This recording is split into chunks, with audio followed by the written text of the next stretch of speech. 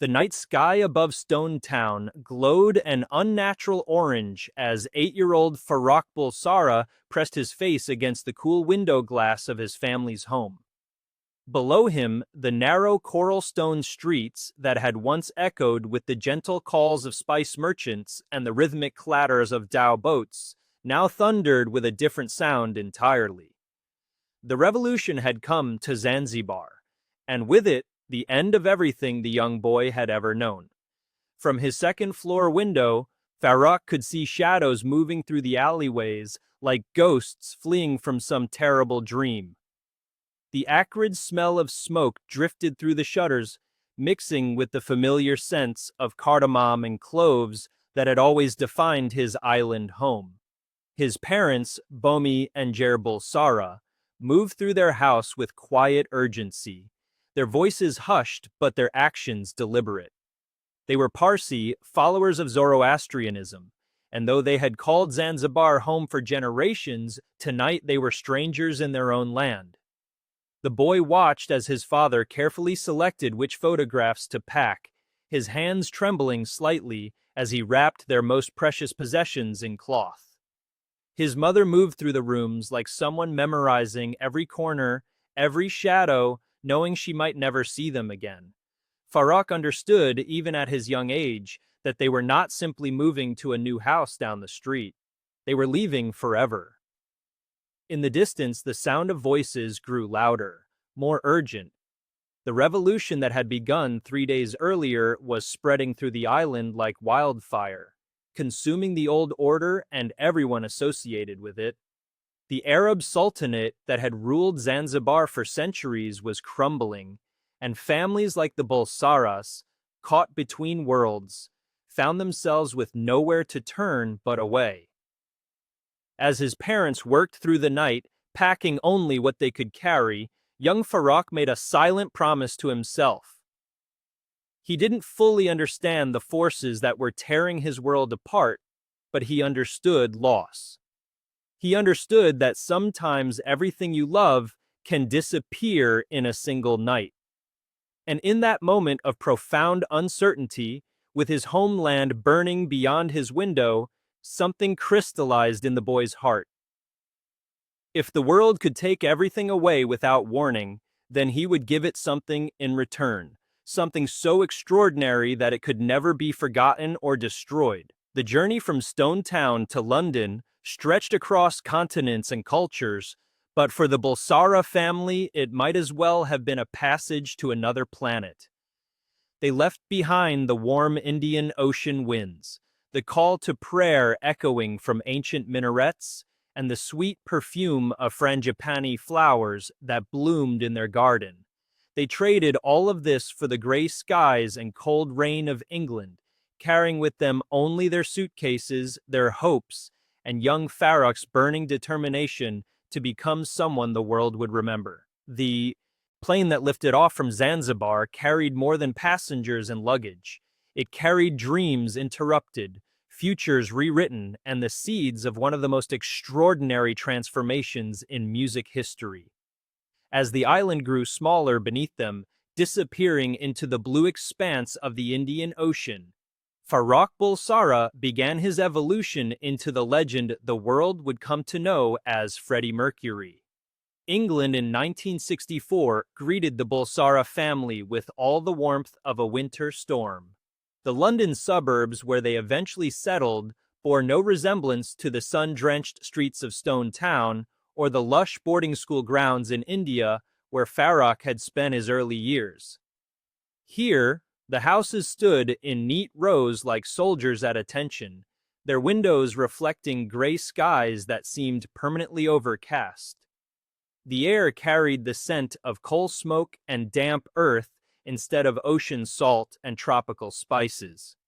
For a boy who had grown up surrounded by the vibrant tapestry of Zanzibar's multicultural society, the homogeneity of suburban England felt suffocating. Gone were the melodic conversations in Gujarati, Arabic, and Swahili that had provided the soundtrack to his childhood. Instead, he was immersed in a world of clipped English accents and cultural references he didn't understand. His classmates looked at his dark hair and brown skin with curiosity that sometimes bordered on suspicion, and his unusual name became a source of both confusion and mockery. Yet even as he struggled to adapt to this new world, something remarkable was happening inside young Farrokh. The loss of his homeland had created a space within him that demanded to be filled with something magnificent. He threw himself into his studies with an intensity that surprised his teachers, but more importantly, he discovered music. In the boarding school chapel, where morning prayers echoed off stone walls, he first heard his own voice rise above the others, pure and powerful, carrying emotions he couldn't yet name. The piano in the school's music room became his sanctuary. His fingers, still small and awkward, struggled to reach the keys properly. But his ear was perfect. He could hear melodies that others missed, harmonies that lingered in the spaces between notes. When he sat at that piano, the cold English rain stopped mattering. The loneliness of being a refugee child in a foreign land faded away. In those moments, he was no longer Farrokh Bulsara, the displaced boy from Zanzibar. He was becoming someone else entirely, someone who could transform pain into beauty and loss into art. His parents, Bomi and Jer, watched their son's transformation with a mixture of pride and concern. They had sacrificed everything to give him safety and opportunity, but they could see that he was changing in ways they couldn't control or fully understand. The quiet, obedient boy who had left Zanzibar was developing a fierce independence and an artistic vision that seemed to burn brighter with each passing day. When he announced that he wanted to study art and music rather than follow a more traditional career path, they worried about his future. They had already lost one homeland. They couldn't bear the thought of losing their son to an uncertain artistic journey. But Farrokh had made his decision that night in Zanzibar, watching his world burn. He would not live a small, safe life. He would not fade quietly into the background of someone else's story. The revolution that had forced his family to flee had also liberated him from conventional expectations. If everything could be lost in a single night, then everything could also be gained through courage and creativity. He would take the pain of displacement and transform it into something the world had never seen before. As he grew from a confused refugee child into a confident young man, Farrokh began to shed not just his old name, but his old limitations. The shy boy who had arrived from Zanzibar was evolving into someone bold and theatrical, someone who understood that performance could be a form of truth-telling. He started experimenting with his appearance, his voice, and his stage presence, discovering that he could inhabit different personas, like trying on clothes. Each experiment brought him closer to the artist he was destined to become. The transformation wasn't easy. There were nights when the loneliness felt overwhelming, when the memory of warm Zanzibar evenings made the cold English rain seem unbearable. There were moments when he wondered if he was fooling himself, if his dreams were too big for someone like him. But then he would remember that night when everything changed, when he made his promise to give the world something extraordinary. That memory became his anchor, his source of strength when doubt crept in. By the time he reached young adulthood, the boy who had fled Zanzibar had become someone else entirely. He had learned to transform his outsider status from a burden into a superpower. His foreign background, which had once made him feel isolated, now gave him a unique perspective that would eventually captivate millions. He understood what it meant to lose everything and start over, and that understanding would infuse his music with an authenticity that resonated across cultures and generations. The name Farrokh Bulsara would soon give way to Freddie Mercury, but the essence of who he was becoming had been forged in that moment of crisis when he was 8 years old. Watching his homeland burn had shown him that nothing in life was guaranteed, but it had also taught him that from destruction could come creation, from loss could come art, and from the ashes of one life could rise the phoenix of another. The boy who had lost his country was about to give the world a gift that would last forever. The photograph trembles in 8-year-old hands. Outside, voices rise in anger, glass shatters, and the familiar rhythm of Stone Town dissolves into chaos. Farrokh Bulsara clutches the small black and white image of his family closer to his chest, watching through a crack in the shuttered window as his world transforms into something unrecognizable. The Zanzibar Revolution has begun, and everything he has ever known is about to disappear forever.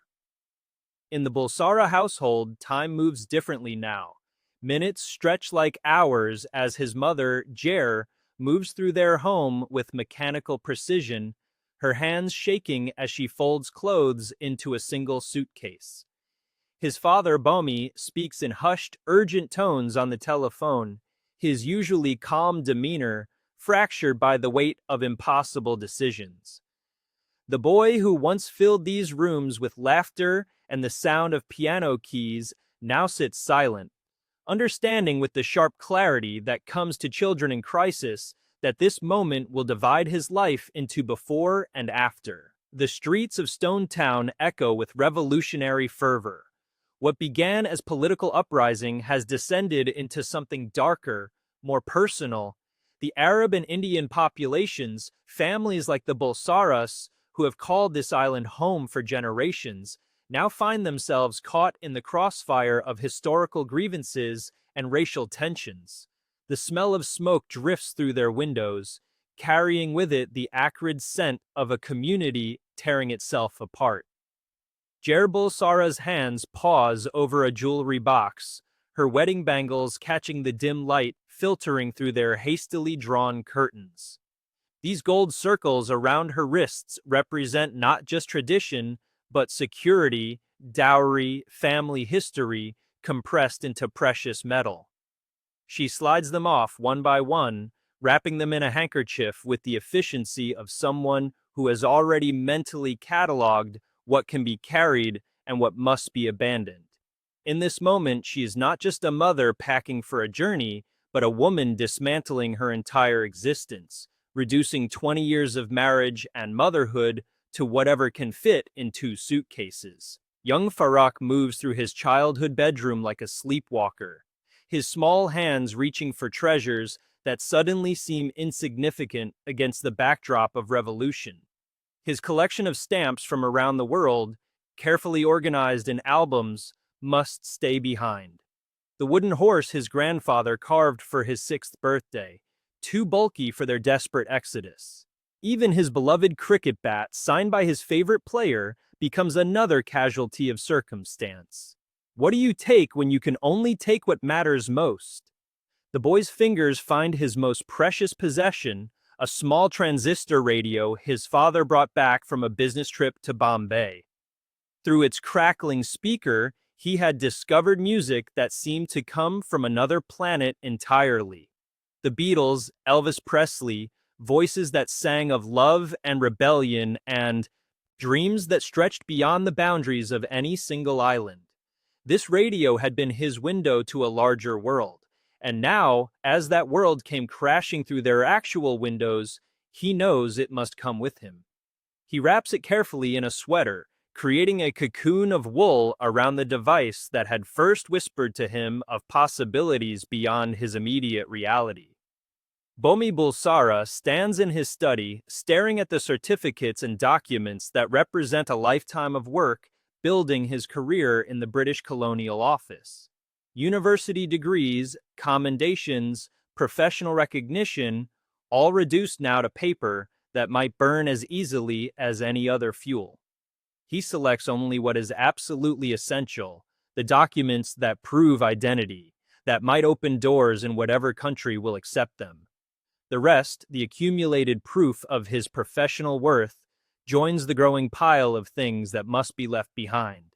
The family photographs present the cruelest choice of all. Generations of Bulsara family history spread across albums and frames, grandparents and cousins, wedding celebrations and children's birthdays, the visual diary of a family's journey from Persia to India to Zanzibar. Jer moves through these images with surgical precision, selecting only the smallest, most essential pictures. A wedding photo here, a picture of the children there, compressing decades of memory into a space no larger than a paperback book. As evening approaches and the sounds of revolution grow closer, the Bulsara family stands in their living room, surrounded by the remnants of their former life. 2 suitcases, a small bag of documents, and 3 people who must now become everything to each other that this house and this community once provided. Farrokh looks around the room where he learned to walk, where he first touched piano keys, where his mother sang him to sleep in Gujarati lullabies. The furniture sits silent and abandoned, witnesses to a childhood that ended in a single day. The journey to the harbor unfolds like a nightmare. Friends and neighbors who shared meals and celebrated holidays together now regard each other with suspicion and fear. The taxi driver, a man who once waved cheerfully to young Farrokh on his way to school, now refuses to meet their eyes, his assistance motivated purely by the British pounds Bomi presses into his palm. The boy watches familiar streets scroll past the window, each landmark a goodbye he is not yet old enough to properly understand. At the harbor, chaos reigns. Families clutch suitcases and children, their faces masks of controlled panic as they wait for passage to anywhere that will accept them. Ships meant for cargo now overflow with human desperation. Indian and Arab families fleeing the only home many of them have ever known. The air fills with languages and accents that speak of displacement, of communities scattered to the wind by the harsh mathematics of political change. The ship that will carry the Bulsara family to their new life sits heavy in the water, overloaded with refugees and their abbreviated possessions. As they board, Farrokh takes one last look at the Zanzibar skyline, at the minarets and colonial buildings that have formed the backdrop of his short life. In this moment, something shifts inside him. The boy who is losing everything makes a silent promise to himself, a vow that will shape every decision he makes for the rest of his life. If the world can take away everything you love, then you must become someone who gives the world something it has never seen before. The voyage to England stretches across days and nights of uncertainty. Families huddle together on deck, sharing stories of what they left behind and fears about what awaits them. Farrokh spends hours with his transistor radio pressed to his ear, letting music fill the space where his familiar world used to be. Through the static and interference, he hears songs that speak of transformation, of ordinary people becoming extraordinary, of dreams that refuse to be silenced by circumstance. England arrives gray and cold, a country that offers refuge but not warmth. The family finds themselves in a small flat in Feltham, a world away from the tropical abundance of Zanzibar. Here, winter means something different than they have ever experienced. The cold seeps through windows and walls, through their clothes and into their bones, a physical reminder that they are strangers in a strange land. Young Farrokh presses his face to frost-covered windows, watching his breath create temporary clouds in the air, learning that even breathing feels different in this new country. The boy who once ran barefoot through Stone Town now laces up thick boots and wraps scarves around his neck, his body slowly adapting to a climate that seems designed to remind him daily that he does not belong. But in the cold efficiency of English schools and the structured politeness of English society, he begins to understand something about performance, about the way you can become who you need to be by deciding to inhabit that role completely. In the silence of their small flat, as his parents work to rebuild their professional lives from nothing, Farrokh makes another promise to himself. He will not just survive this displacement, he will transform it into fuel for something magnificent. The boy who lost his homeland will create a new world wherever he goes, a world built from music and theatricality and the kind of overwhelming presence that makes it impossible for anyone to ignore you.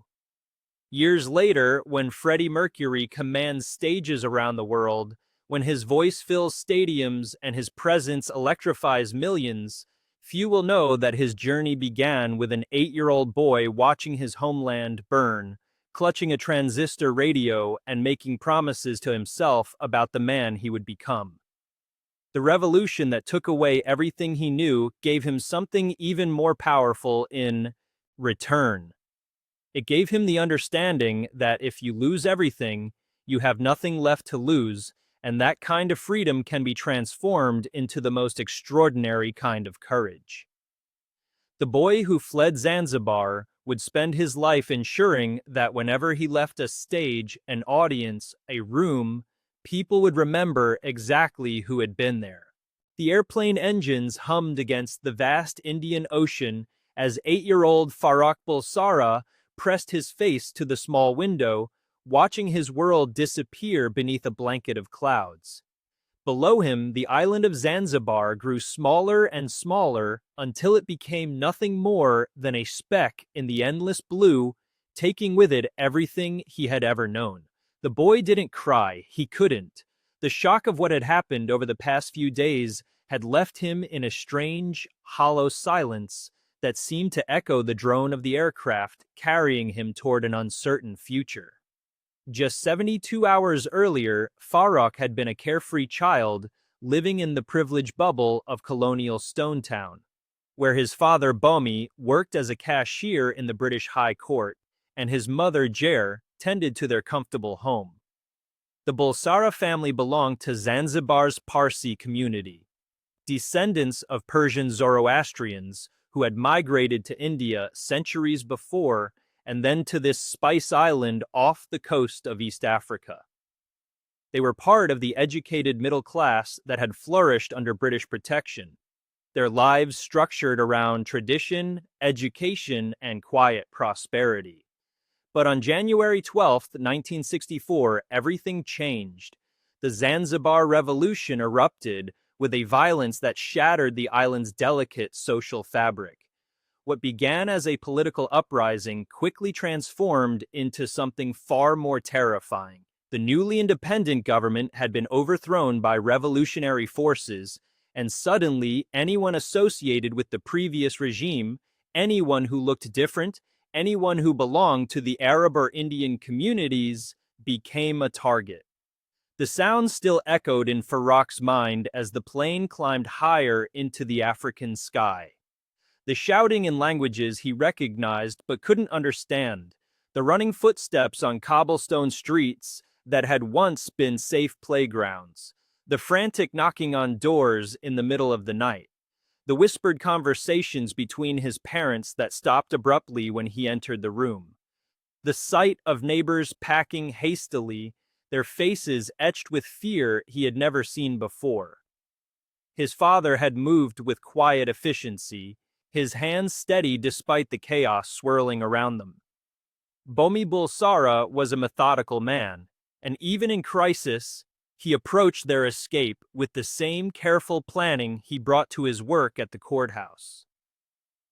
But Farrokh could see the worry in his father's eyes, the way his jaw tightened when he thought no one was looking. This wasn't just about leaving home, this was about survival. The family had packed only what they could carry.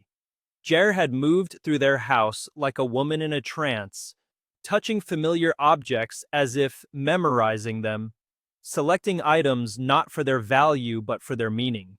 A few photographs, some jewelry that had belonged to her mother, Farrokh's school certificates. The boy had been allowed to take one small suitcase, and he had stared at his room, trying to decide what pieces of his childhood could fit into such a small space. He had chosen his favorite books, a small carved elephant his grandfather had given him, and a cricket ball signed by his teammates at the mission school. Everything else, the accumulation of 8 years of life, would remain behind. His bicycle, his collections of stamps and coins, his cricket bat, the wooden fort his father had built for him, the garden where he had planted seeds and watched them grow into flowers his mother had praised, all of it abandoned to an uncertain fate. As the plane leveled off at cruising altitude, Farrokh looked around at the other passengers. They were all refugees like his family, their faces carrying the same mixture of relief and loss. Some clutched crying babies, others held hands in prayer, and many stared out the windows with the same hollow expression that Farrokh felt on his own face. They were the lucky ones, he realized. They had made it out. But luck felt cold and bitter when it came at such a price. An elderly Parsi man across the aisle caught his eye and offered a sad smile. The man's wife leaned against his shoulder, her eyes closed, exhaustion written across her weathered features. Behind them, an Indian family whispered in Gujarati, their voices carrying the particular tension of people trying to make plans when they had no idea what awaited them. Children younger than Farrokh slept fitfully in their mother's arms, mercifully unaware of how completely their lives had been upended. The boy turned back to the window where the coast of Africa was now just a thin line on the horizon. Somewhere below those clouds, people were fighting over land and power and the right to determine who belonged and who didn't. Somewhere down there, his empty bedroom waited in a house that might already belong to strangers. His school desk would be cleaned out, his name erased from roll call lists, his spot on the cricket team filled by someone else. But as the African continent disappeared entirely and the plane flew over nothing but ocean, something began to shift inside Farrokh. The numbness that had protected him through the chaos of departure started to crack, and underneath it, he found something unexpected. Not anger, though he had every right to feel that, not self-pity, though he was just a child who had lost everything through no fault of his own. What emerged was something harder to name, but impossible to ignore. It was a determination that seemed to rise from the deepest part of him, a voice that spoke with quiet certainty, even as everything else remained uncertain. If the world could take away everything he had known, if circumstances beyond his control could uproot his entire existence, then he would have to become someone who could never be displaced again. He would have to create something so uniquely his own that no revolution, no political upheaval, no external force could ever take it away from him. The boy pressed his palm against the cool airplane window and made a promise to himself. Though he wouldn't have called it that at the time, it felt more like a recognition, an acknowledgement of something that had always been true but was only now becoming clear. He would not let this loss define him. Instead, he would use it as the foundation for something the world had never seen before. Hours passed as the plane crossed continents and time zones. The sun set behind them and rose ahead of them, marking their passage from one world to another. Farrokh dozed fitfully, his dreams mixing memories of Stone Town's narrow streets with imagined scenes of the cold country that awaited them. England, his parents had explained, would be their new home. They had relatives there, distant connections who could help them start over. But starting over, he was beginning to understand, would require more than just finding a place to live and a school to attend. When he woke, they were flying over European landscapes he had only seen in geography books. Green fields divided by stone walls, rivers that curved through ancient forests, cities that sprawled along coastlines in patterns completely different from anything he had known in Zanzibar. This would be his world now, and he would have to find a way to make himself at home in it. The plane began its descent toward London, and through the window, Farrokh could see the gray sprawl of a city under overcast skies. It looked nothing like the brilliant blue and white of Stone Town, nothing like the tropical paradise he had called home. But as the wheels touched down on British soil and the other passengers stirred to gather their belongings, the boy felt that strange determination solidify into something approaching excitement. He had lost his homeland, but he had gained something else. He had learned that nothing in life was permanent except what you created for yourself, and he was going to create something magnificent. The flames rose against the tropical night sky like angry spirits, casting dancing shadows across the narrow streets of Stone Town. 8-year-old Farrokh Bulsara pressed his face against the cool glass of his bedroom window, watching his world transform into something unrecognizable. The sweet scent of frangipani that usually drifted through his family's home had been replaced by the acrid smell of smoke and fear. Below, voices shouted in languages he understood, but words that made no sense to his young mind. This was January 1964, and the Zanzibar Revolution was tearing through the island paradise he had always called home. His father, Bomi, moved through their house with quiet urgency, his usually calm demeanor replaced by something Farrokh had never seen before. His mother, Jer, folded their lives into suitcases, her hands trembling as she decided what fragments of their existence could make the journey to safety. Family photographs, a few precious belongings, documents that would prove they had once belonged somewhere. Everything else would remain behind, becoming memories in the smoke that drifted across the Indian Ocean. The boy, who would one day command stadium crowds of 80,000, watched his parents pack their fear into leather cases. He didn't fully understand the politics that had erupted around them, the centuries of tension between communities that had lived side by side on this spice island. What he understood was loss. What he felt was the ground shifting beneath his feet, like sand being pulled back by the tide. His comfortable world of boarding school in India, holidays in Zanzibar, the certainty of belonging somewhere, was dissolving before his eyes. As revolutionary forces swept through the island, targeting the Arab and Indian communities that had built their lives there, the Bulsars joined thousands of others in a desperate exodus. They weren't politicians or revolutionaries themselves, simply a Parsi family who had made Zanzibar their home for generations. Bomi worked as a cashier for the British Colonial Office, a quiet man who kept meticulous records and believed in the power of honest work. Jer managed their household with the grace and strength that would later echo in her son's own approach to life. They were ordinary people caught in extraordinary circumstances, forced to abandon everything they had built for the promise of survival. The journey to the harbor was a blur of rushed footsteps and whispered prayers. Farrokh clutched his parents' hands as they navigated streets that had once been familiar playgrounds, but now felt like scenes from a nightmare.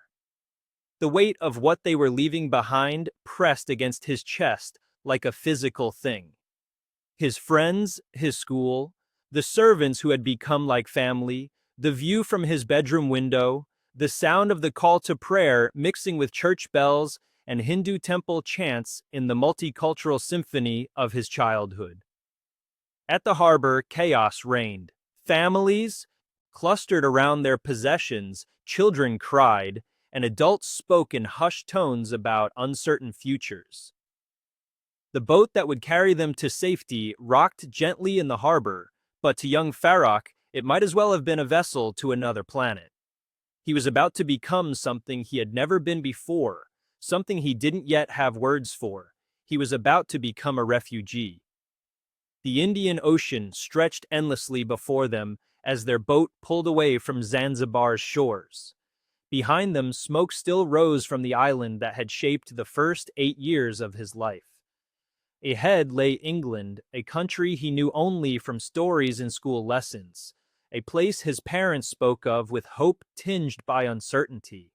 As the familiar silhouette of Stone Town grew smaller on the horizon, something crystallized in the boy's mind. It wasn't a fully formed thought, not yet, but rather a feeling that would guide the rest of his life. If the world could take everything away so suddenly, so completely, then he would have to become someone who could create something the world had never seen, something so powerful and beautiful that it could never be destroyed. The grey skies of London greeted the Bulsara family like a cold stranger. After the endless blue heavens of Zanzibar and the warm monsoons of India, England felt like stepping into a black and white photograph. The air itself seemed different, heavier somehow, carrying the weight of industry and tradition instead of the salt spray and spice winds of home. Farrokh pressed his face against the train window as they traveled from the airport, watching a landscape scroll past that bore no resemblance to anything he had ever known.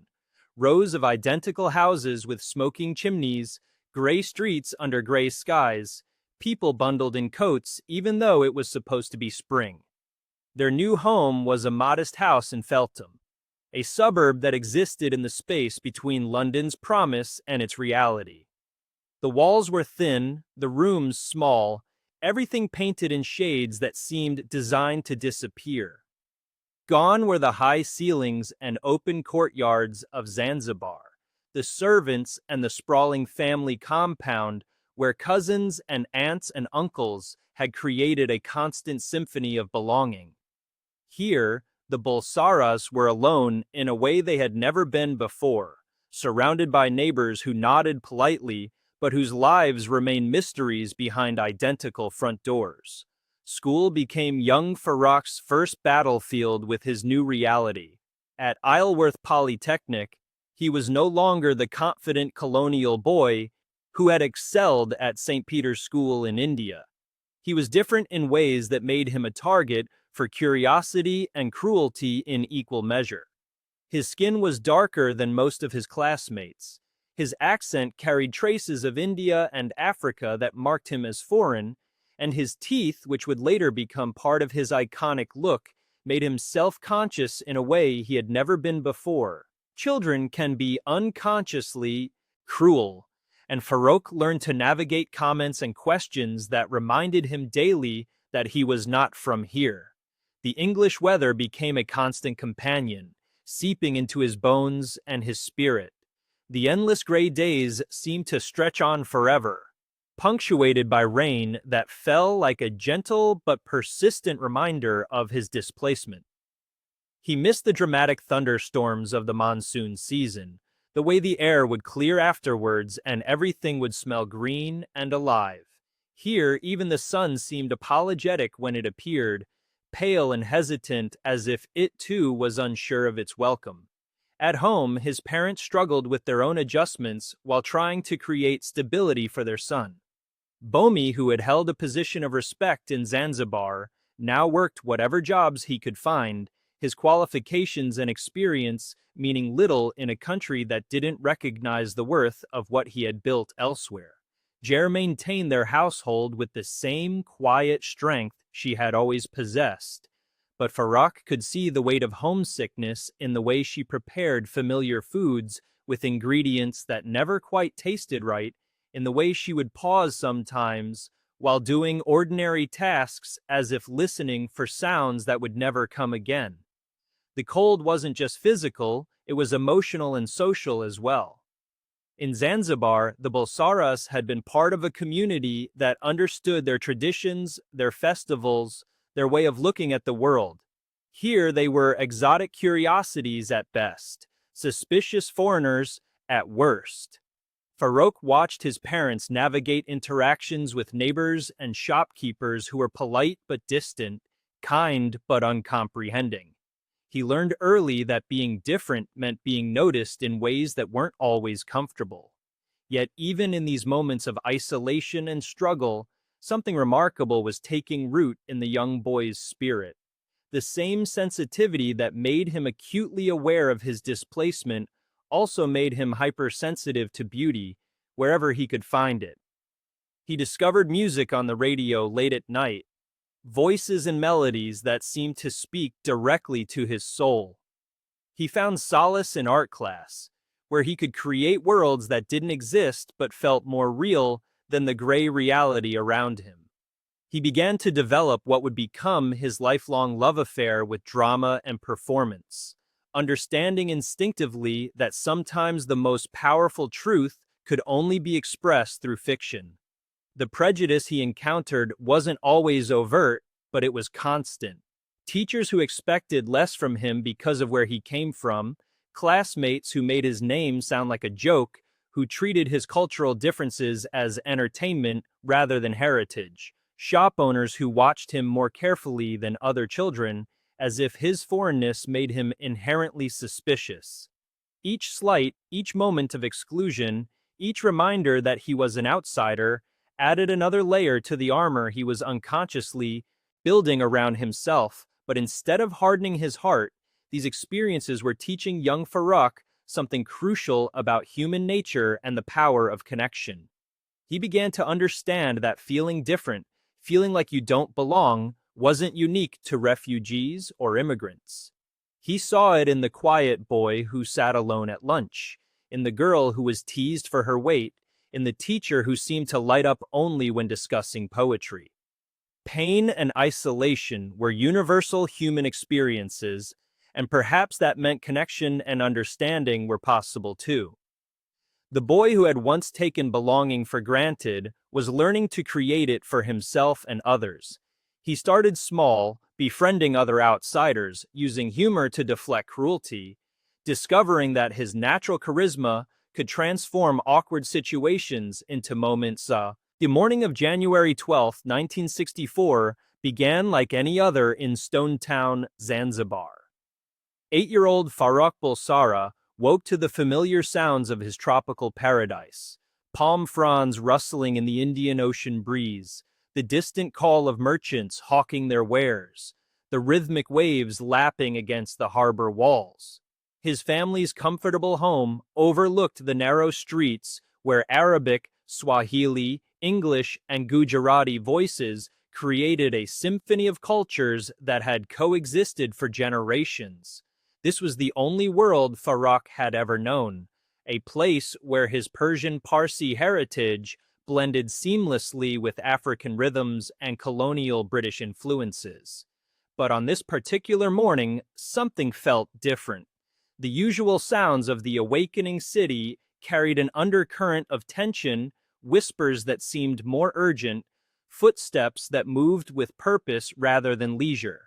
Farrokh, with his characteristic curiosity and sensitivity to the world around him, noticed these subtle changes before the adults thought to shield him from their meaning.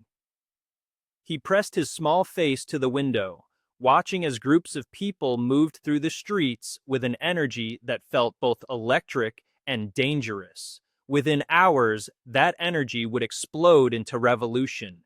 The Zanzibar Revolution erupted with a violence that shattered the peaceful coexistence Farrokh had taken for granted.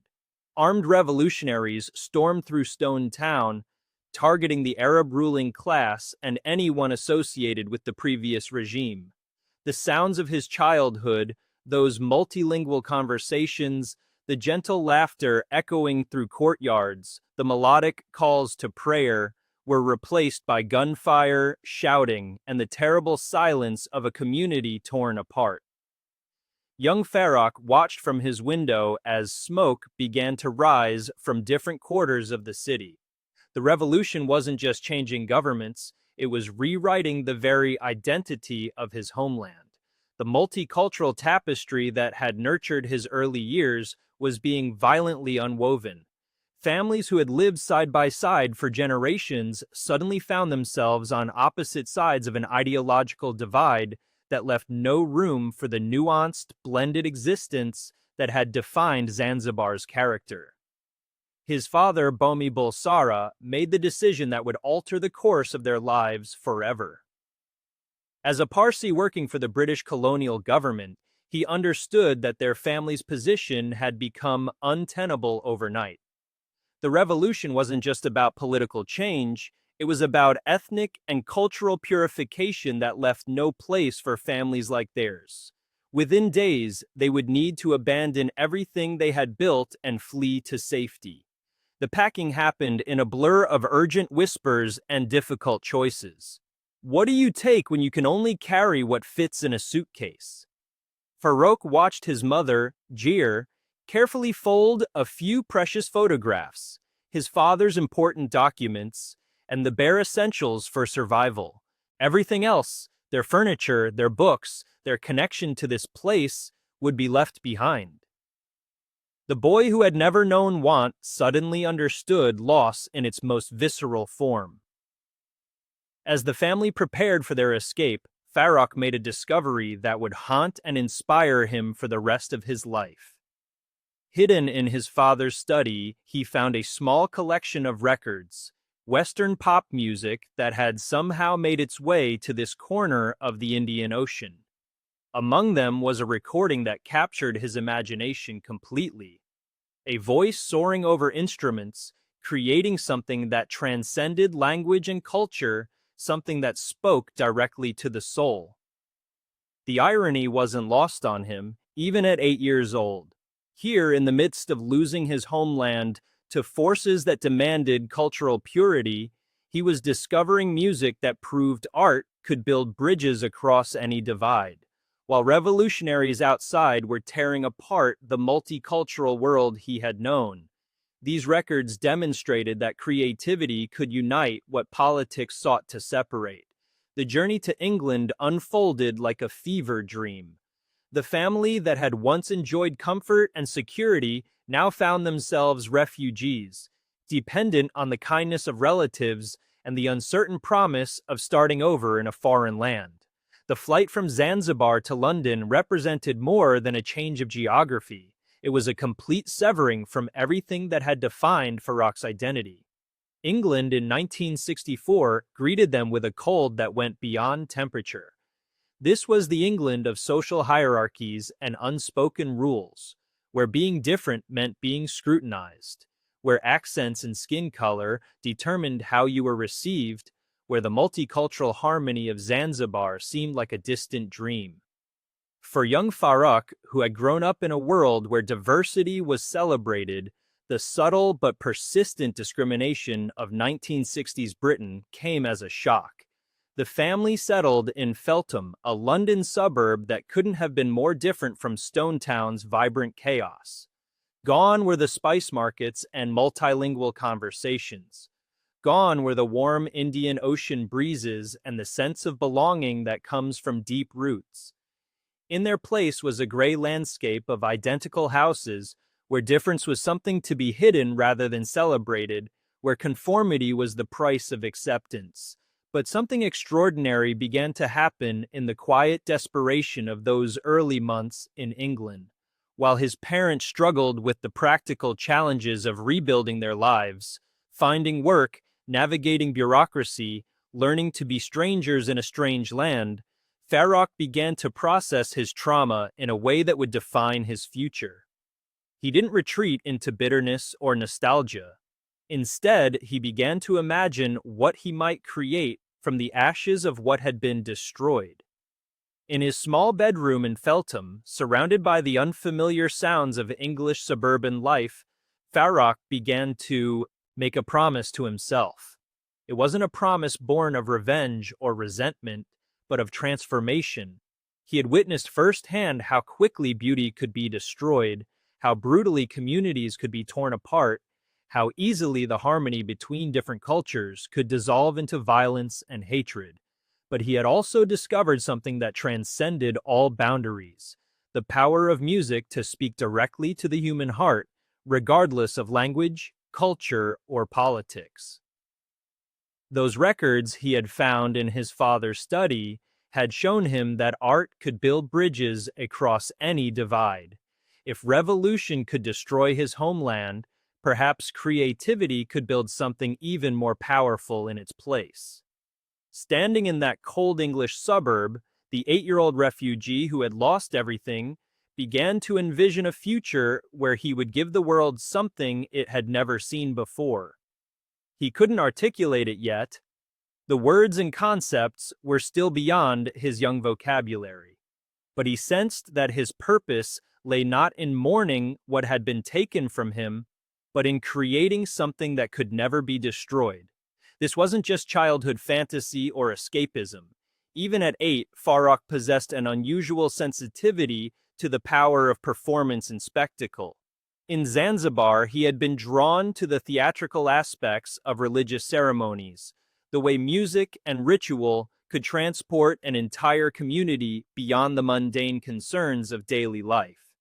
He had watched how the best storytellers in the marketplace could hold crowds spellbound, creating moments of shared wonder that temporarily erased all differences. The promise he made to himself in that Feltham bedroom was both simple and impossibly ambitious.